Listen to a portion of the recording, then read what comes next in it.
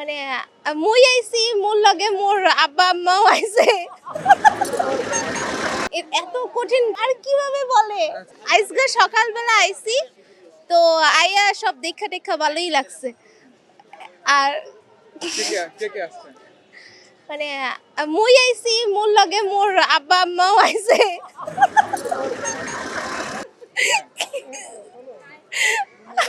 আর কিভাবে বলে? আইছিলাম তো শহীদ মিনারে, তো ফুল ডুল দিলাম, দিয়ে ভালোই লাগলো। এখন একটু বই মেলায় আইছি, বই টই দেখি, যদি দেখা দেখা ভাল লাগে কিনছিও কয়েকটা, বাসায় যে পড়মু টরমু। এই তো ভালোই, সবই ভালো। এত কঠিন কিভাবে বলবো? নিজের ভাষাই বলি, মানে আঞ্চলিকতা বাদ দিয়ে দিই। আচ্ছা, মানে নিজের ভাষার অভিব্যক্তি তো আর মানে ভাষায় প্রকাশ করার মতো না। নিজের ভাষায় কথা বলার যে একটা অন্য রকমের স্যাটিসফ্যাকশন কাজ করে, এটা হচ্ছে অন্য কোথাও দিয়ে বোঝানো যায় না।